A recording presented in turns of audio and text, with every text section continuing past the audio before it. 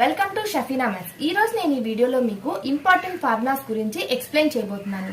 ఒక్క ఫార్ములాతో multiple formulas ఎలా వస్తాయి, వాటిని మనం ఎలా గుర్తుపెట్టుకోవాలి అనే దాని గురించి ఈ వీడియోలో నేను మీకు ఎక్స్ప్లెనేషన్ అయితే ఇవ్వబోతున్నాను. సో మీరు వీడియో ఎక్కడా కూడా స్కిప్ చేయకుండా చూడండి. అండ్ మీకు నా వీడియో నచ్చితే లైక్ అండ్ సబ్స్క్రైబ్ చేయడం మర్చిపోవద్దు. ఇప్పుడు మనం ఫస్ట్ ఫార్ములాలోకి వెళ్దాం. a plus b whole square is equal to a square plus b square plus 2ab. ఇది మనం చిన్నప్పటి నుంచి నేర్చుకుంటూ వస్తున్న ఫార్ములా. సో ఈ ఒక్క ఫార్ములా నుంచి మల్టిపుల్ ఫార్ములాస్ ఎలా వస్తాయి, వాటిని మనం ఏ విధంగా గుర్తుపెట్టుకోవాలి అనే దాని గురించి నేను మీకు ఎక్స్ప్లెనేషన్ ఇస్తాను. ఇప్పుడు నెక్స్ట్ ఫార్ములాలోకి వెళ్దాం. నెక్స్ట్ సేమ్ ఇదే ఫార్ములా, ఇక్కడ మైనస్ వస్తుంది అనమాట. a minus b whole square is equal to A square. A square అయితే సేమ్ కామన్ గా వచ్చింది.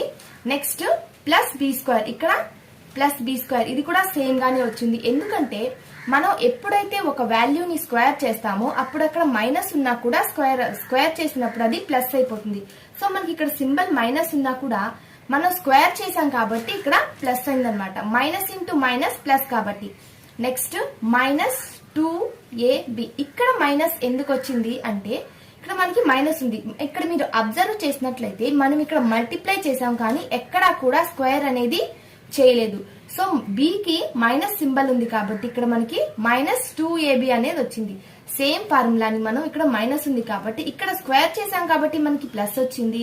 ఇక్కడ మనం స్క్వేర్ చేయలేదు, b కి మైనస్ ఉంది కాబట్టి ఇక్కడ మనకి మైనస్ అనేది వచ్చింది. Next third formula a plus b whole square plus a minus b whole square. దీన్ని మనం ఎలా గుర్తుపెట్టుకోవాలి అండ్ ఏమొస్తుందో చూద్దాం. ఇక్కడ చూసుకుంటే ఈ రెండు ఫార్ములాస్ ని కూడా మనం ఇక్కడ ప్లస్ చేస్తున్నాం, అంటే యాడ్ చేస్తున్నాం అనమాట.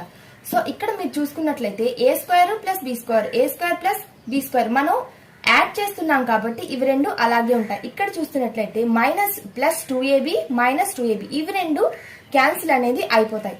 సో ఇవి రెండు ఉన్నాయి కాబట్టి 2a square plus 2b square. వీటిని మనం 2ని కామన్ తీసుకుంటే A square plus B square ఈ విధంగా మనం రాసుకోవచ్చు.